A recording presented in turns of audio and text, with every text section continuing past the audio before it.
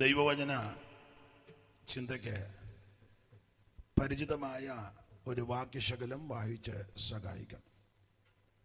എഫേസ്യ ലേഖനം 6-ാം അധ്യായം അതിൻ്റെ 10-ാമത്തെ വാക്യം മൈക്കിൽ കൂടെ വായിച്ച് സഹായിക്കണമെന്ന് ഓർപ്പിക്കുന്നു. ഒടുവിൽ കർത്താവിലും അവന്റെ അമിതബലത്തിലും ശക്തിപ്പെടുവി. ഒടുവിൽ കർത്താവിലും അവന്റെ അമിത ബലത്തിലും ശക്തിപ്പെടുവി. ഒരു നിമിഷം കൂടെ പ്രാർത്ഥിക്കാം. പരിശുദ്ധ പിതാവേ, നല്ല രാത്രിക്കായിട്ട് സ്തോത്രം. കൂടപ്പെട്ടിരിക്കുന്ന എല്ലാവരെയും ആശീർവദിക്കണം, പുത്രനെ മഹത്വപ്പെടുത്തണം, യേശുവിൻ നാമത്തിൽ തന്നെ ആമേൻ. ഒരിക്കൽ കൂടി ആ വേദഭാഗം ഒന്ന് വായിച്ച് സഹായിച്ചാട്ട്. എഫേസ്യ ലേഖനം 6-ാം അധ്യായം അതിൻ്റെ 10-ാമത്തെ വാക്യം. ഒടുവിൽ കർത്താവിലും അവന്റെ അമിതബലത്തിലും അവന്റെ അമിതബലത്തിലും ശക്തിപ്പെടുവി. ദൈവകൃപയിൽ ശരണപ്പെട്ട് ആരംഭിച്ച ഈ സുവിശേഷ യോഗത്തിന്റെ ഒടുവിലത്തെ രാത്രിയാണ്.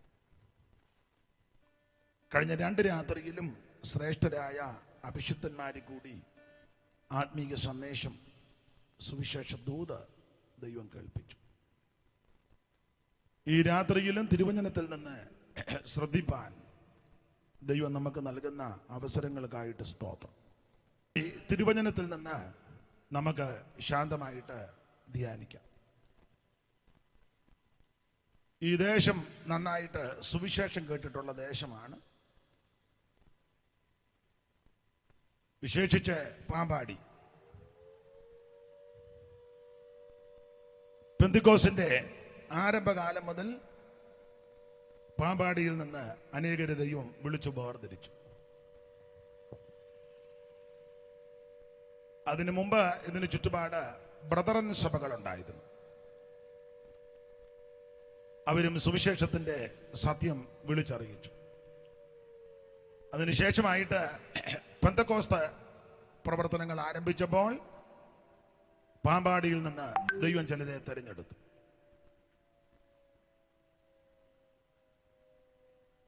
പാമ്പാടി, കൂരോപ്പട, ചെന്നാമറ്റം, എലക്കൊടിഞ്ഞി, ഈ ആദിയായ സ്ഥലം, പിന്നെ അങ്ങോട്ട് കോത്തല, പിന്നെ പുളിക്കക്കവല, ആദിയായ സ്ഥലങ്ങളെല്ലാം സുവിശേഷത്തിന്റെ സത്യത്തിന് വേണ്ടി അക്കാലത്ത് നാടൻ ഭാഷ പറഞ്ഞ നെഞ്ചും നെറ്റിയും കൊടുത്ത് മാതാപിതാക്കൾ മുൻപോട്ട് വന്നു. അവര് തെളിച്ച ആത്മീക പാത പിൻപറ്റുവാൻ നമുക്കും ദൈവം കൃപ നൽകുന്നു.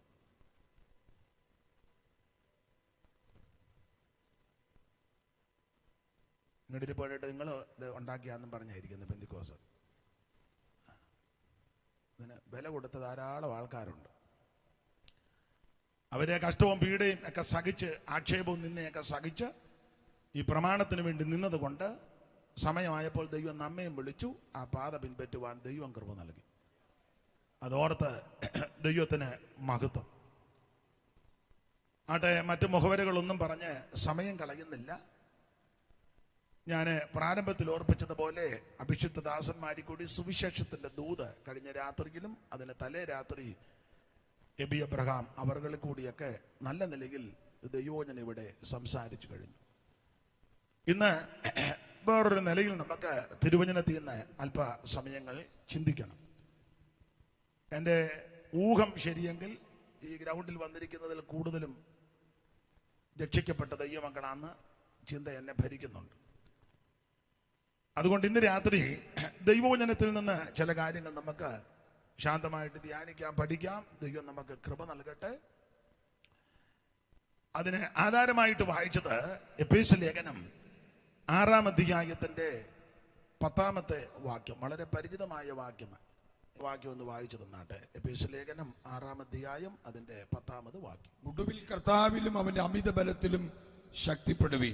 പരിചിതരായ കർത്തൃദാസന്മാരും ദൈവമക്കളും ഈ കൂട്ടായ്മയിൽ, ഈ കൺവെൻഷനിൽ സംബന്ധിക്കുന്നതിൽ ദൈവത്തിന് മഹത്വം. ദൈവം നിങ്ങളെ എല്ലാവരെയും അനുഗ്രഹിക്കട്ടെ.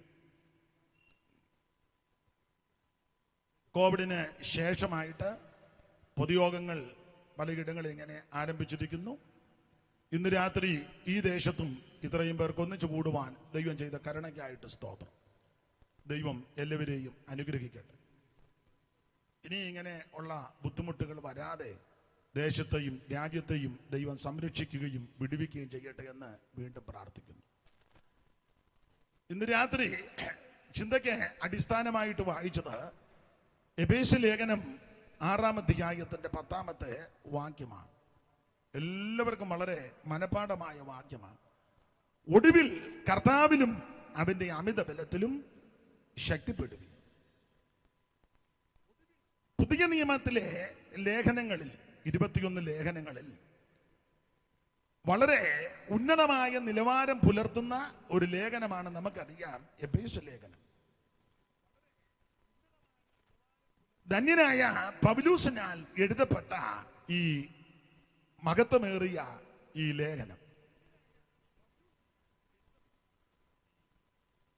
വേദ പഠിതാക്കളിൽ ചിലര് ഇതിന് കൊടുത്തിരിക്കുന്ന വിശേഷണ പദം, അത് സൺഡേ സ്കൂൾ പഠിക്കുന്നവർക്കും പഠിപ്പിക്കുന്നവർക്കും ഒട്ടുമിക്ക വിശ്വാസികൾക്കും അറിയാം. ഈ ലേഖനത്തിന് കൊടുത്തിരിക്കുന്ന വിശേഷണ പദം ലേഖനങ്ങളുടെ റാണിയാണെന്ന്. ഈ എഫേസ്യ ലേഖനം ലേഖനങ്ങളുടെ റാണിയാകാൻ കാരണം ധന്യനായ പൗലോസിന്റെ ഈടുറ്റ ആഴമേറിയ 2 പ്രാർത്ഥന ഈ ലേഖനത്തിൽ കൊടുത്തിട്ടുണ്ട്. 1-ാം അധ്യായത്തിന്റെ 14 മുതൽ 19 വരെയുള്ള വാക്യവും 3-ാം അധ്യായത്തിന്റെ 14 മുതൽ 19 വരെയുള്ള വാക്യശകലങ്ങളിൽ ആ ശ്രദ്ധേയമേറിയ പ്രാർത്ഥന കൊടുത്തിട്ടുണ്ട്. 1-ാം അധ്യായത്തിന്റെ 15 മുതലുള്ള വാക്യം ഒന്ന് വായിച്ചാട്ടെ. അതുനിമിത്തം ഞാനും നിങ്ങൾക്ക് കർത്താവായ യേശുവിലുള്ള വിശ്വാസത്തെ ഈ സകല വിശുദ്ധന്മാരെ കുറിച്ചുള്ള സ്നേഹത്തെയും കുറിച്ച് കേട്ടിട്ട് നിങ്ങൾക്ക് വേണ്ടി ഇടപെടാതെ സ്തോത്രം ചെയ്ത് എന്റെ പ്രാർത്ഥന നിങ്ങളെ ഓർത്തും കൊണ്ട് നമ്മുടെ കർത്താവാകുന്ന യേശുക്രിസ്തുവിന്റെ ദൈവവും മഹത്വമുള്ള പിതാവുമായവൻ തന്നെ കുറിച്ചുള്ള പരിജ്ഞാനത്താൽ നിങ്ങൾക്ക് ജ്ഞാനത്തിന്റെയും വെളിപ്പാടിന്റെയും ആത്മാവിനെ തരേണ്ടതിന് നിങ്ങളുടെ ഹൃദയദൃഷ്ടി പ്രകാശിപ്പിച്ചിട്ട് അവന്റെ വിളിയാനുള്ള ആശ ഇന്നതെന്നും വിശുദ്ധന്മാരിൽ അവന്റെ അവകാശത്തിന്റെ മഹിമാതനം ഇന്നതെന്നും അവന്റെ ബലത്തിന്റെ വല്ലഭത്വത്തിന്റെ വ്യാപാരത്താൽ വിശ്വസിക്കുന്ന നമുക്ക് വേണ്ടി വ്യാപരിക്കുന്ന അവന്റെ ശക്തിയുടെ അളവറ്റ വലിപ്പം നിങ്ങൾ ഇന്നതെന്നും അറിയേണ്ടതിന് പ്രാർത്ഥിക്കുന്നു. വളരെ ആഴമേറിയ പ്രാർത്ഥന. ഇതുപോലൊരു പ്രാർത്ഥനയാണ് 3-ാം അധ്യായത്തിന്റെ 14 മുതലുള്ള വേദഭാഗത്തിൽ. അതുനിമിത്തം ഞാൻ സ്വർഗത്തിലും ഭൂമിയിലുമുള്ള സകല കുടുംബത്തിനും പേർ വരുവാൻ കാരണമായ പിതാവിന്റെ സന്നിധിയിൽ മുട്ടുകുത്തുന്നു. അവൻ തന്നെ മഹത്വത്തിന് ധനത്തിനൊത്തവണ്ണം അവന്റെ ആത്മാവിനാൽ നിങ്ങൾ അകത്തെ മനുഷ്യനെ സംബന്ധിച്ച് ശക്തിയോടെ ബലപ്പെടേണ്ടതിനും ബലപ്പെടേണ്ടതിനും ക്രിസ്തു വിശ്വാസത്താൽ നിങ്ങളുടെ ഹൃദയങ്ങളിൽ വസിക്കേണ്ടതിനും വരം നൽകണമെന്നും നിങ്ങൾ സ്നേഹത്തിൽ വേരൂന്നി അടിസ്ഥാനപ്പെട്ടവരായി വീതിയും നീളവും ഉയരവും ആഴവും എന്തെന്ന് സകല വിശുദ്ധന്മാരോടും കൂടെ ഗ്രഹിപ്പാനും പരിജ്ഞാനത്തെ കവിയുന്ന ക്രിസ്തുവിന്റെ സ്നേഹത്തെ അറിയുവാനും പ്രാപ്തരാക്കുകയും ദൈവത്തിന്റെ എല്ലാ നിറവിനോളം നിറഞ്ഞു വരികയും വേണം എന്നും പ്രാർത്ഥിക്കുന്നു. ഇതാണ് 2-ാമത്തെ പ്രാർത്ഥന. ഈ 2 പ്രാർത്ഥനകൾ ദൈവമക്കൾ പഠിക്കുമ്പോൾ ഭൗതികമായ, മെറ്റീരിയലായ, ലൗകികമായ, ദൃശ്യമായ അല്ലെങ്കിൽ ഭൗമികമായ ഒരു വിഷയത്തിനും പൗലോസ് പ്രാർത്ഥിക്കുന്നതെല്ലാം ആത്മിക വിഷയങ്ങൾ, അകത്തെ മനുഷ്യനെ സംബന്ധിച്ച്, ഉള്ളിലെ ആത്മാവ് സംബന്ധിച്ച്, അവൻ ആത്മമണ്ഡലങ്ങളെ സംബന്ധിച്ച് ആത്മിക വിഷയങ്ങൾക്കാണ് കൂടുതൽ പ്രാർത്ഥിക്കുന്നത്. ഇത് കൺവെൻഷൻ ആയതുകൊണ്ട് ആ നിലയിൽ പോകുന്നില്ല, വേറെ ഭാഗത്തേക്ക് വരാം. അപ്പോൾ ഈ ലേഖനങ്ങളുടെ റാണിയാകാൻ 2 കാരണങ്ങളാണ്. അതിലൊന്ന് പൗലോസിന്റെ ഈടുറ്റ ആഴമേറിയ ശ്രേഷ്ഠമേറിയ പ്രാർത്ഥന ഈ ലേഖനത്തിലാണ്. നിങ്ങളെ കസേര 2-3 വാളണ്ടിയേഴ്സോടെ വന്ന് മുന്നിൽ 3-4 കസേര കിടപ്പുണ്ട്, അതങ്ങ് എടുക്കുകയാണെങ്കിൽ എടുത്ത് പുറകോട്ട് എടുക്കുകയാണെങ്കിൽ അല്ല, പിന്നെ ഇടയ്ക്കിടയ്ക്ക് പിന്നെ വന്നാൽ എനിക്കത് പ്രസംഗിക്കുമ്പോൾ ബുദ്ധിമുട്ടാണ്. ഈ ലേഖനങ്ങളുടെ റാണിയാകാൻ 2 കാരണങ്ങളിൽ പ്രധാനപ്പെട്ട ഒരു കാരണം പൗലോസിന്റെ ഈടുറ്റ പ്രാർത്ഥന ഈ ലേഖനത്തിലാണ്. ഓർപ്പിച്ചല്ലോ, ലൗകികമായ ഭൗമികമായ ഒരു വിഷയത്തിനും പ്രാർത്ഥിക്കുന്നില്ല. അത് വേണ്ടെന്നല്ല, അതല്ല മെയിൻ വിഷയം.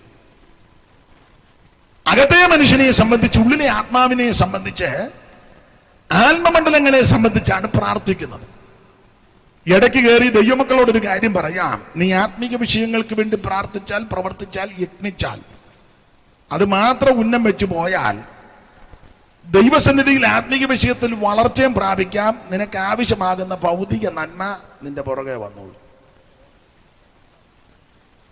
എന്നാൽ ഭൗതിക വിഷയങ്ങൾക്ക് വേണ്ടി മാത്രം ഈ മാർഗത്തിൽ വരികയും പ്രാർത്ഥന നടത്തുകയും പ്രാർത്ഥിക്കുകയും ഉന്നം വയ്ക്കുകയും ചെയ്താൽ അങ്ങനെയുള്ള വിഷയങ്ങൾക്ക് പൂർണ്ണ വിടുതൽ കിട്ടുകയില്ല. നീ അവസാനം പരുവക്കേടാകും. അങ്ങനെ പരുവക്കേടായ അനേക ആൾക്കാർ പണ്ടുമുണ്ട്, ഇപ്പോഴും ഉണ്ട്, അടുത്ത ഏരിയയിലൊക്കെ ഉണ്ട്. ഇപ്പൊ ചിലരെ കാണാനുമില്ല. ദൈവത്തിന് മഹത്വം. ആത്മീക വിഷയങ്ങൾക്കായിരിക്കണം പ്രഥമ സ്ഥാനം. അതെ, അതങ്ങനെ വിടുന്നു. രണ്ടാമത്തെ വിഷയം, ഈ ലേഖനങ്ങളുടെ റാണിയാകാനുള്ള വേറൊരു കാരണം നമുക്കറിയാം. ഈ ലേഖനത്തിൽ 6 അധ്യായങ്ങളാണ്. ഞാൻ മിക്കപ്പോഴും ചിന്തിക്കുന്നതാ, നിങ്ങൾക്കും അറിയാം. 6 അധ്യായത്തിൽ വേഗത്തിൽ പഠിപ്പാനായിട്ട് പൗലോസ് അവിടെ ഓരോ കാര്യങ്ങൾ ഓരോ അധ്യായത്തിൽ വളരെ എഴുന്ന് രേഖപ്പെടുത്തിയിട്ടുണ്ട്. 1-ാം അധ്യായം പഠിക്കുമ്പോൾ നിങ്ങൾക്കറിയാം, ദൈവം നമ്മെ തിരഞ്ഞെടുത്തു. 1-ാം അധ്യായത്തിന്റെ 4-ാമത്തെ വാക്യം അങ്ങനെയാണ് നമ്മളെ പഠിപ്പിക്കുന്നത്. 1-ാം അധ്യായം 4-ാം വാക്യം, നാം തന്റെ സന്നിധിയിൽ വിശുദ്ധരും നിഷ്കളങ്കരുമാകേണ്ടതിന് അവൻ ലോകസ്ഥാപനത്തിന് മുമ്പ് നമ്മെ അവനിൽ തിരഞ്ഞെടുത്തു എന്ന് പറഞ്ഞാൽ, യേശുക്രിസ്തു മുഖാന്തിരം ദൈവം നമ്മെ തിരഞ്ഞെടുത്തു. നാം ദൈവത്തെ തിരഞ്ഞെടുത്തതല്ല, ദൈവം നമ്മെ തിരഞ്ഞെടുത്തതാണ്. ഒരു കണ്ണിന് പോലും ദയ തോന്നാതെ എല്ലാവരാലും ഒറ്റപ്പെട്ട് തള്ളപ്പെട്ട് പാപത്തിന്റെ പടുകുടിയിൽ, പിശാചിന്റെ പിടിയിൽ, നാശകന്റെ കയ്യിൽ പാപത്തിന്റെ ദാസന്മാരായി പാതാളത്തിന്റെ ആടുകളായി മൃത്യു നമ്മെ മേയിച്ച ഒരു കാലമുണ്ടായിരുന്നു. ആ കാലത്തിന് വേദപുസ്തകത്തിൽ കൊടുത്തിരിക്കുന്ന പ്രയോഗം പണ്ടത്തെ കാലമെന്ന. പല പദങ്ങളുണ്ട്. പണ്ടത്തെ കാലം, മുൻകാലം, പഴയ കാലം, അറിയായ്മയുടെ കാലം, മുൻപ്, അങ്ങനെയുള്ള പ്രയോഗങ്ങൾ എന്ന് പറഞ്ഞാൽ രക്ഷിക്കപ്പെടുന്നതിന് മുൻപ്. എന്താ ഈ രക്ഷിക്കപ്പെടുക? അതൊക്കെ ഇന്നലെ മിനിഞ്ഞാന്നുമായിട്ട് അവർ സവിസ്തരം നന്നായിട്ട്, അതൊക്കെ എന്നേക്കാൾ നന്നായിട്ട് പറയാൻ അവരാമെടുക്കരും. യേശുക്രിസ്തുവിനെ രക്ഷകനായി സ്വീകരിപ്പാൻ ദൈവം നമുക്ക് ഭാഗ്യം നൽകി. മറ്റൊരുത്തനിലും രക്ഷയില്ല. രക്ഷിക്കപ്പെടുവാൻ ഒരേ ഒരു നാമം, ഒരേ ഒരു മാർഗം, യേശുക്രിസ്തുവിന്റെ പരിശുദ്ധ നാമം. കർമ്മമാർഗം കൊണ്ടോ പുണ്യപ്രവൃത്തി കൊണ്ടോ ദാനധർമ്മങ്ങൾ കൊണ്ടോ നേർച്ച കാഴ്ചകൾ കൊണ്ടൊന്നും, യാത്ര നടത്തിയത് കൊണ്ടോ തീർത്ഥാടനങ്ങൾ നടത്തിയത് കൊണ്ടോ ഭൗതിക വസ്തുക്കൾ കാഴ്ചവെച്ചത് കൊണ്ടൊന്നും രക്ഷിക്കപ്പെടുകയില്ല. കൊത്തമ്പുറം വരെ പോയി നോർത്തൊന്നും രക്ഷിക്കപ്പെടുകയല്ല. അങ്ങോട്ട് പോകുന്ന എന്തിനാന്ന് മനസ്സിലായി കാണും.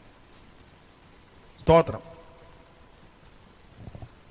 അവിടെ ചെന്നേച്ച കുളത്തിൽ ചാടികൊണ്ടൊന്നും രക്ഷിക്കപ്പെടുകയല്ല. കുളം മനസ്സിലായി കാണും. കിഴക്കോട്ട് നടന്നാലൊന്നും രക്ഷിക്കപ്പെടുകയല്ല. കൊല്ലം സൈഡിലോട്ട് പോയാലും രക്ഷിക്കപ്പെടുകയല്ല. മനസ്സിലായി കാണും. നീ ക്രൈസ്തവ കുടുംബത്തിൽ ജനിച്ചത് കൊണ്ട് രക്ഷിക്കപ്പെടുകയല്ല. വീട്ടുപേരെന്തുവാ? കുരിശുമൂട്ടിൽ കിടക്കുകയുള്ളൂ. നീ മേളിൽ പോണം. വീട്ടുപേരെന്താ? പാടത്ത് മാപ്പിള. പാടത്ത് തന്നെ ആണല്ലോ. ഈ ഏരിയയിൽ വരുമ്പോ ആ രീതിയിലാണ്. കുടുംബം മോശമാണെന്നല്ല, കുടുംബം നല്ലതായിരിക്കും. പക്ഷെ സ്വർഗത്തിൽ പോകണമെങ്കിൽ കുടുംബ മഹിമ കൊണ്ടൊന്നും പോകുകയല്ല. നീ രക്ഷിക്കപ്പെടണം. അച്ഛനോ ചമ്മാച്ചനോ കപ്പിയാരോ മെത്രാനോ തിരുമേനിയോ പാമ്പാടി തിരുമേനി ഞങ്ങളുടെ കുടുംബത്തിൽപ്പെട്ടതാ, അത് ഞാൻ ഉഴപ്പുന്നില്ല. പക്ഷെ സ്വർഗത്തിൽ പോകണം. തിരുമേനി പോകുമെന്നുള്ളത് ആദ്യം ചിന്തിക്കണം. അത് കഴിഞ്ഞാൽ നിന്റെ കാര്യവും. എന്റെ അപ്പൻ സെൻട്രൽ പാസ്റ്റർ, പുള്ളിയുടെ കാര്യം പരിവക്കേടില്ല. പിന്നെ നിന്റെ കാര്യം. സഭയുടെ ഓവർസിയറാ, അത് ആകെ പരിവക്കേടായി കിടക്കുക. ഞാൻ പറയുന്ന കാര്യം മനസ്സിലാകുന്നുണ്ടോ? ഓവർസിയർ ആയതുകൊണ്ടോ സൂപ്രണ്ട് ആയതുകൊണ്ടോ പ്രസിഡന്റ് ആയതുകൊണ്ടോ, സ്തോത്രം, പാമ്പാടിയിൽ ഞങ്ങളുടെ കൺവെൻഷൻ ആയിരുന്നു കേമപ്പെട്ട കൺവെൻഷൻ, അത് നല്ലതാ. പക്ഷെ നീ സ്വർഗത്തിൽ പോകണം.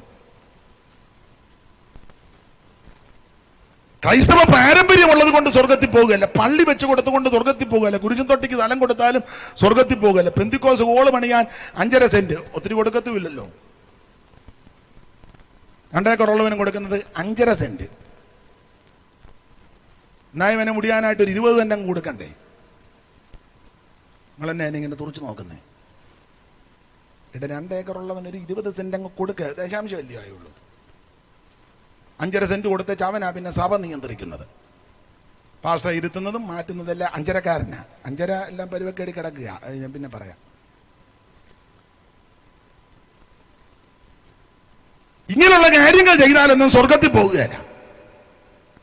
നാഗൽ സാഹിബ് ഞങ്ങളുടെ വീട്ടിൽ വന്നിട്ടുണ്ട്, അതിന് നല്ല കാര്യം. പക്ഷെ നീ സ്വർഗത്തിൽ പോണേ രക്ഷിക്കപ്പെടണം. സൈമൺ സാറ് കിടന്ന കട്ടില, അത് തല്ലിക്കീറുകൊന്നും വേണ്ട. പക്ഷെ നീ സ്വർഗത്തിൽ പോണേ, കട്ടിൽ കാണിച്ചാലൊന്നും സ്വർഗത്തിൽ പോകുകയല്ല. മനസ്സിലാകുന്നുണ്ടായിരിക്കും.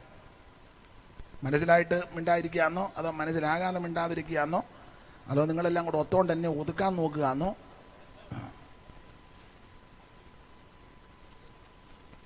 സ്വർഗത്തിൽ പോകണമെങ്കിൽ, നിത്യതയിൽ എത്തണമെങ്കിൽ നീ രക്ഷിക്കപ്പെടണം.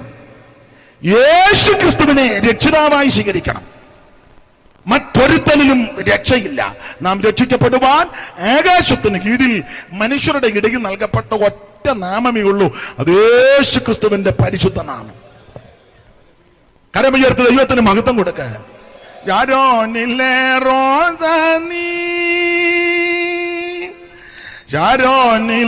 റോസാനി എന്നിക്കാരോമൽ ചെയ്ത ഷാരോനിലെ റോസാനി എനിക്കാരോമൽ സ്നേഹിതൻ നീ എന്മേൽ വിരിച്ച നിൻ സ്നേഹക്കൊടിക്കീഴിൽ എന്നോമൻ വിശ്രമമേ സ്നേഹക്കോടിൽ കീഴിൽ എന്നുമൻ വിശ്രമമേ സുന്ദരക്ഷകനേ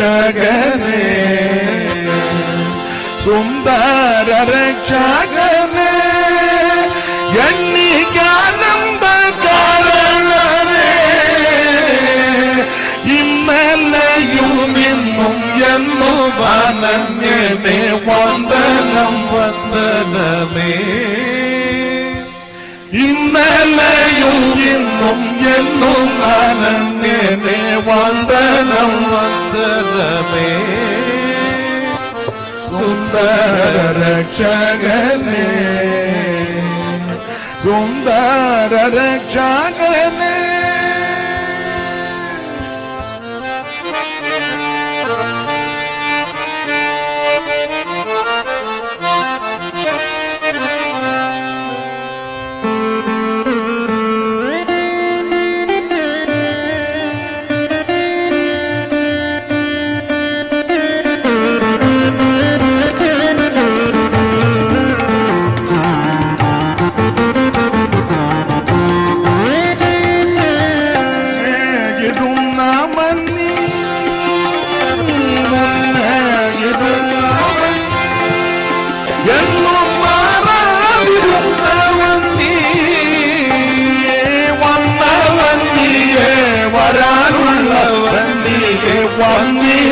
വല്ലഭനേ വന്നവൻ നീയേ വരാനുള്ളവൻ നീയെ വന്നിത വല്ലഭനേ സുന്ദര രക്ഷകനേ സുന്ദരക്ഷകനേ എന്നിക്കാനന്ദ കരുണനേ സുന്ദരക്ഷകനേ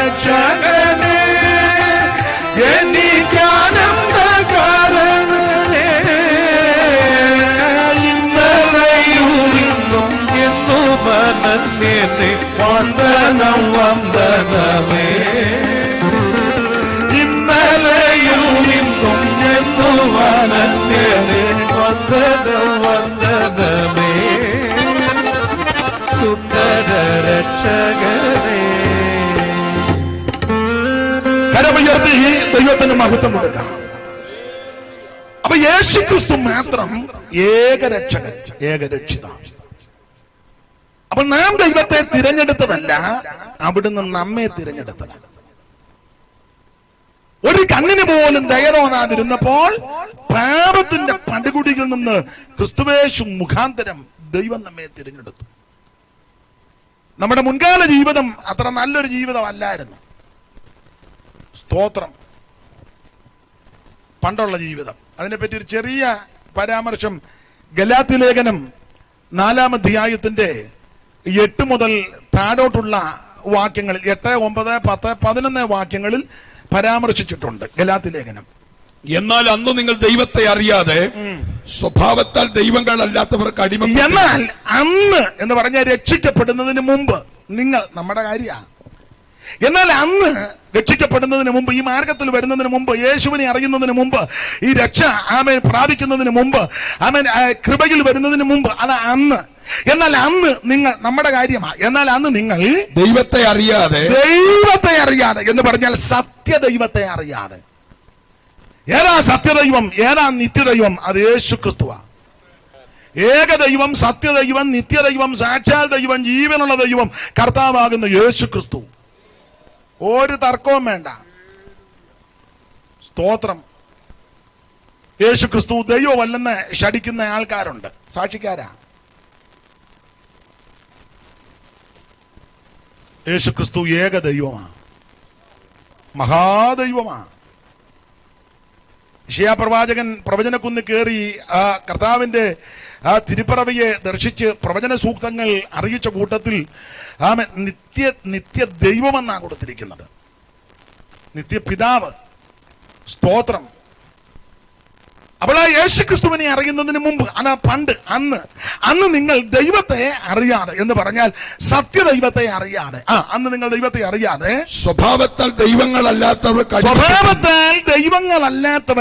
അടിമപ്പെട്ടിരുന്നു. ഈ സ്വഭാവത്താൽ ദൈവങ്ങളല്ലാത്ത ധാരാളം ആൾക്കാരുടെ അടുക്കൽ നിങ്ങൾ പലരും, ഞാനും കണ്ടുപോയതാ. ഇപ്പോഴും നമ്മുടെ ആൾക്കാർ പോകുന്നവരുണ്ട്. ഓരോരുത്തരും അങ്ങ് പരിവേഷം കൊടുത്ത് ദൈവം ആക്കുക. അവരില്ലെങ്കിൽ ഇവർക്ക് ഒരു ഒരു സന്തോഷവും ഇല്ല, ഒരു താല്പര്യവും ഇല്ല. മമ്മേ ദൈവം വന്നിട്ടുണ്ട്, ആക്കെ പിന്നെ കാണല്ല, പാസ്റ്റർ വന്നോന്ന് പറ. പാസ്റ്റർക്ക് ദൈവം പരിവേഷം കൊടുക്കുക. ഒറ്റ പാസ്റ്റർമാർക്കും ഒറ്റ വിശ്വാസികൾക്കും ഒരു വ്യക്തിക്കും ദൈവിക പരിവേഷം കൊടുക്കരുത്. ദൈവം ഒരുവനേ ഉള്ളൂ. മഹത്വത്തിനും സ്തോത്രത്തിനും സ്തുതിക്കും ആരാധനയ്ക്കും ബഹുമാനത്തിനും പുകഴ്ചയ്ക്കും യോഗ്യൻ ഒരുവൻ മാത്രം, നസറയനാകുന്ന യേശു ക്രിസ്തു. ഒറ്റ പാസ്റ്റർമാർക്കും പരിവേഷം കൊടുത്തേക്കരുത്. സ്തോത്രം. ഞാൻ എന്നെയും കൂടെ പ്രതിയാക്കിയായി പറയുന്നത്. നിങ്ങളെല്ലാം കൂടി എന്നെ ദൈവം ആക്കരുത്, വേറെ ആരെ ആക്കരുത്. വിനോയ് പാസ്റ്റർ എന്ത് ആക്കത്തൊന്നുമില്ല. സ്തോത്രം. അല്ല, ആക്കത്തില്ല. പുള്ളി കോവിഡിന്റെ സമയത്ത് പുള്ളി ധൈര്യത്തോടെ കൺവെൻഷൻ നടത്തി. എന്നാൽ പുള്ളിയെ നമുക്ക് ഇതുപോലെ ധൈര്യമുള്ള ഒരാള്, തൻ്റെ മഹത്വം ദൈവം ആർക്കും വിട്ടുകൊടുക്കുകയില്ല. കവർന്നെടുത്തവനെ ദൂതനൊറ്റ അടിയടിച്ച് പുള്ളി അന്നേരം തന്നെ ക്രിമിക്കരയായെന്നാണ്ട് തല്ല് മേടിച്ച് നടക്കരുത് ബേബി. ദൈവം ഒരുവനേ ഉള്ളൂ. എന്നാൽ സ്വഭാവത്താൽ ദൈവങ്ങളല്ലാത്ത പലരുമുണ്ട്. ഇപ്പൊ ഈ ദൈവം കളിക്കുന്നവർക്കാ കാശ് കൂടുതൽ. ദൈവത്തിന്റെ അസിസ്റ്റന്റിനും കാശാ. എന്നാൽ അസിസ്റ്റന്റിനെ കണ്ടേച്ച് വേണം, അവർക്കും കാശാ. അവിടെ ആദ്യം കാണിക്ക വെക്കണം. വെച്ച് കഴിഞ്ഞാൽ പിന്നെ മെയിൻ ദൈവത്തെ നിങ്ങൾക്ക് മനസ്സിലാകുന്നുണ്ടല്ലോ. നാളൊരു ദൈവത്തിനെ ശ്വാസം മുട്ടലായി പിന്നെ ഐസിയുലിട്ട് ദൈവം ശ്വാസം കിട്ടാതെ. ഈ ഏരിയയിലും ഉണ്ടായിരുന്നൊരു തള്ളയായിരുന്നു ദൈവം കളിച്ച് കിടന്നത്. അത് പിന്നെ പോട്ടെ, ആരാന്നൊന്നും ഇപ്പൊ പറയണ്ട, വെറുതെ ആലോക്യം ഉണ്ടാക്കണ്ട. കോട്ടയം ഉണ്ടായിരുന്ന തങ്കം ദൈവ, ദൈവം തങ്ക. നിങ്ങൾ ഇരിക്കാൻ പറഞ്ഞല്ലേ, ഞാൻ ഉള്ള കാര്യമാണ് പറഞ്ഞത്. ദൈവം തങ്ക വരാ ദൈവമായത്. സ്തോത്രം. സ്ത്രീകളെയും പുരുഷന്മാരെയും എല്ലാം പരിവേഷം കൊടുത്ത് ദൈവമാക്കുക. ഇവരാരും സ്വഭാവത്താൽ ദൈവങ്ങളല്ല. അതാ ദൈവത്തിന് ശ്വാസം മുട്ടലുണ്ടാകുമോ? അതാ ഞാൻ പറഞ്ഞത്. അങ്ങനല്ലേ എഴുതിയത്? സ്വഭാവത്താൽ ദൈവങ്ങളല്ല. സ്വഭാവത്താൽ ദൈവങ്ങളല്ല. സ്വഭാവം വെച്ചാൽ ദൈവമല്ല. അതാ ദൈവത്തിന് ശ്വാസം മുട്ടല്.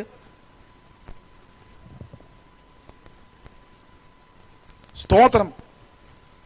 ദൈവത്തിന് വിക്സ് കൊടുക്കാൻ. ദൈവത്തിന് എന്താ വിക്സ്? ദൈവത്തെ കാവലേർപ്പെടുത്താൻ 2 പോലീസുകാരെ. അതെന്തിനാ ദൈവത്തിന് പോലീസ്? അതാ ഞാൻ പറഞ്ഞ സ്വഭാവത്താൽ ഇവരാരും ഈ പട്ടിയെ വരെ ദൈവമാക്കും. ആണ്ട് അത് ഓടിപ്പോന്ന്. നമുക്ക് ബോധമുള്ളതുകൊണ്ട് കുഴപ്പമില്ല അല്ലോ. എൻ്റെ ദൈവമെന്ന് പറഞ്ഞ പട്ടിക കാരണം ഈ സമയത്ത് കയറി വരും, പട്ടി വരികയല്ലേ. അപ്പൊ ചുരുക്കി പറഞ്ഞാൽ സ്വഭാവത്താൽ ഇവരാരും ദൈവങ്ങളല്ല. ചില ദൈവങ്ങളെ ആരോടെങ്കിലും സംസാരിക്കണമെങ്കിൽ, സായിപ്പിനോട് സംസാരിക്കണമെങ്കിൽ പരിഭാഷയ്ക്ക് ആളിന് വേണം. ദൈവത്തിന് ഇതാരാ? അത് ദൈവം. ഇവിടെ നിൽക്കുന്ന ആരാ? അത് ദൈവം പറയുന്ന കാര്യം അങ്ങോട്ട് ഇംഗ്ലീഷിൽ വിവരമില്ലാത്ത ദൈവമാണോ? അവിടുന്ന് സർവജ്ഞാനിയാ, അവിടുന്ന് സർവശക്തനാ, അവിടുന്ന് സർവവ്യാപിയാ, അവിടുന്ന് സർവത്തെ നിർമ്മിച്ചവനാ, അവിടുന്ന് സർവത്തെ ചമച്ചവനാ. അവിടുന്ന് മാത്രമാ ദൈവം. ഈ കാണുന്ന അണ്ടകടാകത്തെ, ബ്രഹ്മാണ്ട കോടിനാണ്ടത്തെ, നക്ഷത്രങ്ങളെ, ഗാലക്സികള്, ചരാചരങ്ങളെ, ഭൂചര ഖേചര വസ്തുക്കള് ഉണ്ടാകട്ടെ എന്ന ഒറ്റവാക്കിനാൽ ഉളവാക്കിയ ഒരുവനേ ഉള്ളൂ. അത് സർവശക്തനായ ദൈവം, ഏകദൈവം, നിത്യദൈവം, സാക്ഷാൽ ദൈവം, ജീവനുള്ള സർവജ്ഞനായ ദൈവം.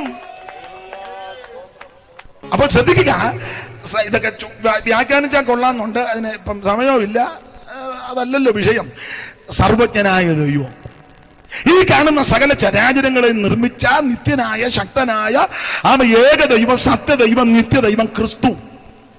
ഈ കാണുന്ന സകലത്തെ സൃഷ്ടിച്ചത് ക്രിസ്തുവാണെന്നാണ് തെളിയിക്കുന്നത്. വെളിപ്പാട് പുസ്തകം 4-ാം അധ്യായത്തിന്റെ 11-ാം വാക്യം നമുക്കെല്ലാം മനപാഠമാ. എന്നിരുന്നാലും ഒന്ന് വായിച്ച് മൈക്കിൽ കൂടെ വായിക്കുന്നത് കുറച്ചുകൂടെ ഉചിതമെന്ന് തോന്നുന്നു. വെളിപ്പാട് പുസ്തകം 4-ാം അധ്യായത്തിന്റെ 11-ാമത്തെ വാക്യം.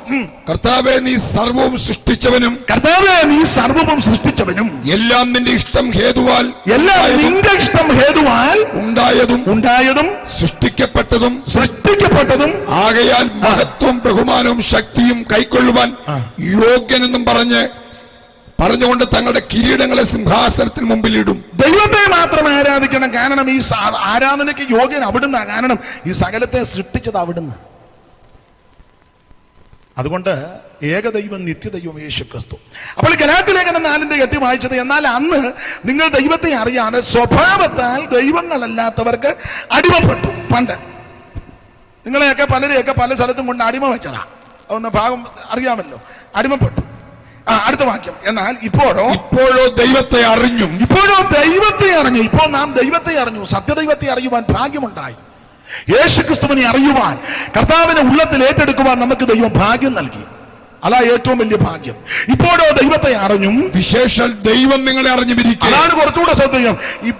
ഇപ്പോഴോ ദൈവത്തെ അറിഞ്ഞും, വിശേഷാൽ ദൈവം നിങ്ങളെ അറിഞ്ഞിരിക്കുക. നിന്നെ അറിയുന്നൊരു ദൈവമുണ്ട്. ഹല്ലേലൂയ. ഞാന് പെന്തിക്കോസുകാരോട് പറയാം, സഭക്കാരും നിന്നെ അറിയത്തില്ലെങ്കിൽ നിന്നെ ദൈവം അറിയുന്നുണ്ട്. പാസ്റ്റർമാര് ചിലപ്പോൾ എല്ലാവരും ഒന്നും അറിയില്ല. കാശുള്ളവരെയും കനവുള്ളവരെയൊക്കെ കൂടുതൽ അറിയുള്ളൂ. കാശില്ലാത്ത കനവില്ലാത്തവരെ എല്ലാവരും ഒന്നും ചിലപ്പോൾ അറിഞ്ഞെന്ന് വരികയില്ല. പക്ഷെ നീ നിരാശപ്പെടരുത്, നിന്നെ അറിയുന്നൊരു ദൈവമുണ്ട്. സ്തോത്രം. നിന്റെ കുടുംബക്കാരും ചാർച്ചക്കാരും ചിലപ്പോൾ പരിവക്കേടാന്നേ പലരും അറിയത്തില്ല. സ്വന്തം സഹോദരങ്ങൾ പോലും ചിലപ്പോൾ അറിഞ്ഞില്ലെന്ന് വരാം. നിരാശപ്പെടരുത്, നിന്നെ അറിയുന്നൊരു ദൈവമുണ്ട്. ഇപ്പോഴോ ദൈവത്തെ അറിഞ്ഞും, വിശേഷാൽ ദൈവം നിങ്ങളെ അറിഞ്ഞുമിരിക്കെ നിങ്ങൾ പിന്നെയും ബലഹീനവും ദരിദ്രവുമായ ആദിപാഠങ്ങളിലേക്ക് തിരിഞ്ഞ് അവർക്ക് പുതുതായി അടിമപ്പെടുവാൻ ഇച്ഛിക്കുന്നത് എങ്ങനെ എന്ന് പറഞ്ഞാൽ, ഈ പാമ്പാടിക്കാരോടും കൂടെ ചേർത്ത് പറയുക, ഇനി ഇപ്പം നിങ്ങൾ ദൈവത്തെ അറിഞ്ഞിരിക്കുക, ദൈവം നിങ്ങളെ അറിഞ്ഞിരിക്കുക. അതുകൊണ്ട് നിങ്ങൾ ഈ പഴയതിലോട്ടൊന്നും ഇനി പോകരുത്. മനസ്സിലാകുന്നുണ്ടോ? പഴയ പരിപാടിക്കൊന്നും മിണ്ടുന്നില്ലല്ലോ ആരും. ആ പഴയ മനുഷ്യനെ അവന്റെ പ്രവൃത്തികളോടുകൂടെ ഉരിഞ്ഞു കളഞ്ഞതാ. ഇനി പഴയതിലോട്ടൊന്നും നിങ്ങൾ പോകരുത്. നിങ്ങൾ ദൈവമക്കളാ. യോഹന്നാന്റെ ലേഖനം പഠിപ്പിക്കുന്നത്, കാൺമീൻ നാം ദൈവമക്കളാ. പത്രോസ് പറഞ്ഞ, അന്ധകാരത്തിൽ നിന്റെ അത്ഭുത പ്രകാശത്തിലേക്ക് വിളിച്ചവന്റെ സൽഗുണങ്ങളെ ഘോഷിപ്പാൻ തക്കവണ്ണം ജാതിയും രാജകീയ പുരോഹിത വർഗവും വിശുദ്ധ വംശവും സ്വന്തം ജനവുമാ. അങ്ങനെയുള്ള നിങ്ങൾ പഴയതിലോട്ട് ഇനിയും പോകരുത്. സ്തോത്രം. മനസ്സിലാകുന്നു? ഞാൻ ഇനിയും പറഞ്ഞത് പെന്തിക്കോസുകാരോടാ. തർക്കം ഉണ്ടാകുകയെന്ന് പെന്തിക്കോസുകാരുടെ കാര്യമായി പറയുന്നത്. പെന്തിക്കോസ് ഒന്നുകൂടെ തെളിച്ചങ്ങ് പറയാം. പെന്തിക്കോസുകാർ ഓണക്കളിക്കൊന്നും പോകരുത്. ഇനി അവിടെ വടം വലിക്കാനും തുമ്പി തൊള്ളാനും കുട ഊതാനും കൂടാമുതടി എന്നും പറഞ്ഞ് അവിടെ കിടന്ന് തുള്ളരുത്. നമുക്കിവിടെ തുള്ളാൻ ഇഷ്ടം പോലെ സ്ഥലമുണ്ട്. കുടവില്ലെന്നേ ഉള്ളൂ. വേണേൽ ഒരു കുടവും കൂടെ വീട്ടിൽ നിന്ന് കൊണ്ടുപോരും. മനസ്സിലാകുന്നില്ലായിരിക്കും. പെന്തിക്കോസുകാരുടെ കാര്യമായി പറയുന്നത്. മറ്റുള്ളവർക്ക് ഞാൻ ഇച്ചിരി കഴിഞ്ഞു തരാം, ഇവർക്കൊന്ന് കൊടുത്തേച്ച്, നിങ്ങളും പോകരുത്. സ്തോത്രം. നീ വേർപെട്ട ദൈവ പൈതല, കർക്കശമായ വേർപാട് പാലിക്കണം. ആ പഴയതിലോട്ടൊന്നും ഇനി പോകരുത്. മരണവീട്ടിൽ പൊക്കോണം. അത് കഴിഞ്ഞുള്ള ചടങ്ങ് ഏതാ? അടിയന്തരം 40 കഴിഞ്ഞ് അപ്പച്ചൻ വരുന്നത്. അപ്പച്ചൻ 40 മുന്നേ ഇവിടുന്ന് പോകാൻ ദൈവമേ എങ്ങനെയും എന്നെ ഇവിടുന്ന് അങ്ങ് എടുക്കണമെന്ന. കാരണം കഞ്ഞിയും വെള്ളവും കൊടുക്കാതെ ആശ്വാസഭവനിലൊക്കെ കടന്ന് പരുവക്കേടായി എല്ലും തോലുമായി എങ്ങനെയും എന്നെ അങ്ങ് എടുക്കണമെന്ന് പറഞ്ഞ അപ്പനും അമ്മയും. പിന്നെ അപ്പനും അമ്മയാണ് 40 കഴിഞ്ഞപ്പോൾ ഇവിടെ കണ്ട് കറങ്ങി കിടക്കുന്നത്. അല്ലച്ചാ നിനക്ക് മട്ട എൻ്റെ കാശടിച്ച് മാറ്റാനാ മറ്റവർ അവിടെ നിന്ന് അപ്പച്ചനോട് ഉണ്ട് എന്നും പറഞ്ഞ് അതുങ്ങൾ ഇവിടെ കിടന്ന്. അപ്പച്ചൻ ഏരിയയിലേ ഇല്ല. അപ്പച്ചൻ അന്ന് പോയതാ. ഗുണമുള്ള അപ്പച്ചനാന്ന് നേരെ മേലിലോട്ട്, ഗുണപ്പെടാത്ത അപ്പച്ചനാന്ന് നേരെ. മനസ്സിലായി കാണുമല്ലോ. അതുകൊണ്ട് ഇത് കഴിഞ്ഞുള്ള മരണ വീട്ടിൽ പോകണം. അവരുടെ ദുഃഖത്തിൽ പങ്കുചേരണം. എന്തെങ്കിലും ചെയ്യാൻ പറ്റുന്നെങ്കിൽ ചെയ്യണം. അത് കഴിഞ്ഞുള്ള ചടങ്ങുകളുണ്ടല്ലോ, ഏതാ അത് ഗുണമുള്ള കേസല്ല. അപ്പൊ ശ്രദ്ധിക്കുക. ഞാൻ പറയുകയാണ്, ജീവിച്ചിരിക്കുമ്പോൾ ചെയ്യേണ്ടത് ചെയ്യണം. ഞാൻ ആ ഭാഗത്തേക്ക് പിന്നെ വരുന്നുണ്ട്, നിങ്ങൾ പോകാതിരുന്നാൽ മതി. അപ്പൊ 1-ാം അധ്യായത്തിൽ യേശുക്രിസ്തു മുഖാന്തരം ദൈവം നമ്മെ തിരഞ്ഞെടുത്തു. എപ്പോഴാണ് തിരഞ്ഞെടുത്തതെന്ന് കൃത്യമായി ആർക്കും പറയാൻ ഒക്കത്തില്ല. അവിടെ കൊടുത്തിരിക്കുന്നത് ലോകസ്ഥാപനത്തിന് മുൻപ്. സ്തോത്രം. ഒരു സംഭവം പറയേണ്ടതായിപ്പം, പക്ഷെ എല്ലാവരും അത് പറയുന്നത് കൊണ്ട് ഞാനത് പറയുന്നില്ല. സ്തോത്രം. സൈമൺ സാറ് അത്യാസന്ന നിലയിൽ കിടന്നപ്പം വേറെ സാറന്മാർ പുള്ളിയെ കാണാൻ ചെന്ന ചരിത്രമാണ്. അപ്പോൾ അവർ ചെന്നപ്പം ഇവർ വേറെ വിഷയങ്ങളായ പറക്കി. സാറിനൊടുവിൽ സംസാരശേഷി നഷ്ടപ്പെട്ടെന്ന ഞാൻ കണ്ടിട്ടില്ല. ലഭിച്ച അറിവിൻ്റെ വെളിച്ചത്തിൽ സംസാരശേഷി എന്ന് പോയെന്ന. അതിൻ്റെ പെന്തിക്കോസ് ചില ആൾക്കാർ പറഞ്ഞ മറുഭാഷയ്ക്കെതിരെ പുള്ളി പറഞ്ഞത് കൊണ്ടാണ്. ഞാൻ വിധിക്കുന്നില്ല. കാരണം മറുഭാഷ പറഞ്ഞ പല ആൾക്കാരും ഒന്നും മിണ്ടാതാ പിന്നെ പോയത്. ഒന്നും മിണ്ടിയില്ല. പോകാൻ നിർത്തി കണ്ണ് മറിയുന്ന കണ്ട്. അതുകൊണ്ട് നമ്മൾ ആരെയും കയറി വിധിക്കണ്ട. അതൊക്കെ തമ്പുരാൻ ചെയ്തോളും. കശാന്ന് മറുഭാഷ പറഞ്ഞ മറിയാമ്മ പിന്നെ അനാവശ്യം പറഞ്ഞാച്ചാ ഇവിടുന്ന് പോയത്. സ്റ്റേജിൽ നിന്ന് മറുഭാഷ പറഞ്ഞു സ്തുതിച്ചാട്ടെന്ന് പറഞ്ഞ അപ്പൻ അവസാനം തെറി പറഞ്ഞാച്ചാ ഇവിടുന്ന് പോയത്. കോട്ടയം സൈഡിൽ നിന്ന്. മനസ്സിലാകുന്നുണ്ടോ? അതുകൊണ്ട് നമ്മൾ ആരെയും വിധിക്കണ്ട. വിധിക്കുന്നത് ദൈവമാണ്. എന്തായാലും സാറിന്റെ സംസാരശേഷി ഒടുവിൽ നഷ്ടപ്പെട്ടെന്ന്. അപ്പൊ സാറിനെ കാണാൻ എസക്കേൽ സാറും ചെറിയാം സാറും ഷൗമേൽ സാറും ഒക്കെ ചെന്നെന്നാ. ഇത് പറഞ്ഞുള്ള അറിവാ. അപ്പോൾ അവരെ ഒന്നിച്ചിങ്ങനെ കൂടി സംസാരിച്ച് സാറിങ്ങനെ ആറന്മുള കുന്നംപുറത്ത് തറവാട്ടിൽ കട്ടിലേക്ക് കിടക്കുക. ഇവരെവിടെ ചെന്നെന്നാ. അപ്പൊ അവരിങ്ങനെ സംസാരിച്ച കൂട്ടത്തിൽ ദൈവം ഇവരെ തിരഞ്ഞെടുത്ത വിഷയങ്ങൾ അയവറക്കി വന്ന കൂട്ടത്തിൽ ഷൗമേല് സാറ് പറഞ്ഞെന്നാ പറഞ്ഞത്. എന്നാലും ദൈവം നമ്മെ കണ്ട് അമ്മയുടെ ഉദരത്ത് വെച്ചേ കണ്ടല്ലോ. ഉടനെ മിണ്ടാൻ മേലാതെ സാറ് അവിടെ കിടന്നുകൊണ്ട് ഇങ്ങനെ കാണിച്ചെന്നാ പറഞ്ഞത്. അതിലും മുന്നെയാണ് മിണ്ടാൻ മേലാത്തോണ്ടാ. അപ്പോൾ എം ഇ ചെറിയാച്ചൻ ഭക്തനായ ആ നല്ല മനുഷ്യൻ പെട്ടെന്ന് ചിന്തിച്ചു പറഞ്ഞു, ബ്രദർ ഷൗമേലെ തെറ്റി. അമ്മയുടെ ഉദരത്തിൽ വച്ചില്ല, നാം പിണ്ണാകാരമായപ്പോഴേ അവിടുന്ന് നമ്മളെ കണ്ടതാണ്. അപ്പോൾ സാർ അവിടെ കിടന്നുകൊണ്ട് പിന്നെയും കാണിച്ചു. അതിലും മുന്നെയാണ്. പുള്ളിക്ക് മിണ്ടാൻ മേലാത്തോണ്ടാ. അപ്പോൾ YSKL സാറ് കുറച്ചുകൂടെ ജ്ഞാനിയാണ്. അദ്ദേഹം പഴമക്കാർ പറഞ്ഞുള്ള അറിവാ.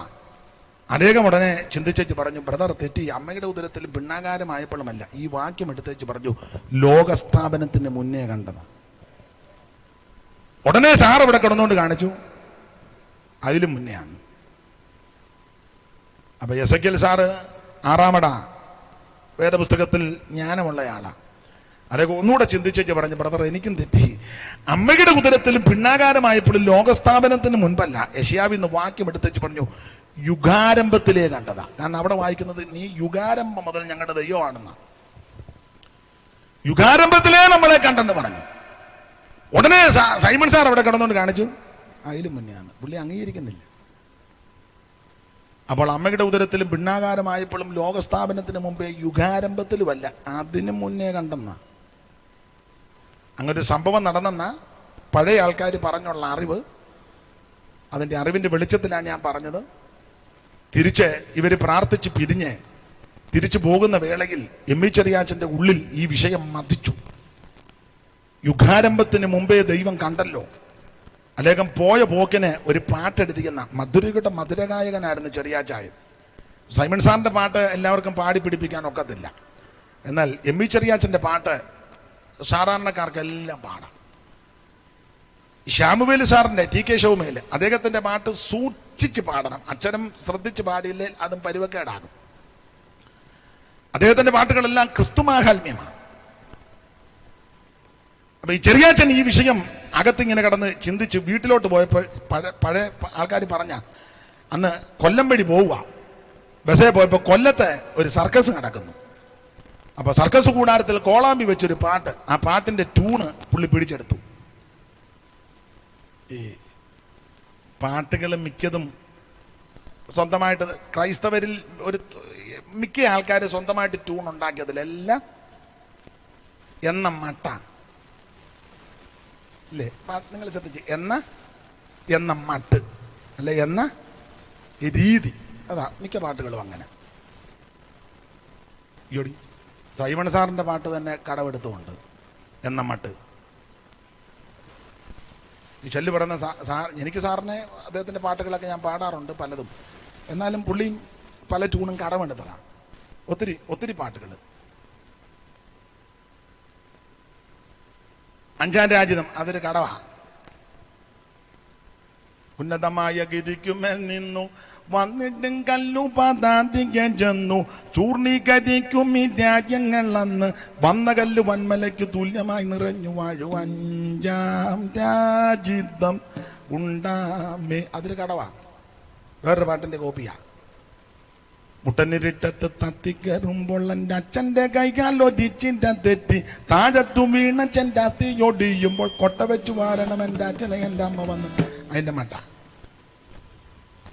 മിണ്ടുകാല. വേറൊരു പാട്ടൂടെ തെളിവുകൾ എൻ്റെ തെളിവ് തരികല്ലേ. വിവാഹ ശുശ്രൂഷയിൽ പഴയ അപ്പച്ചന്മാരൊക്കെ ഒരു പാടുന്ന പാട്ടുണ്ട് സൈമൺ സാറിന്റെ.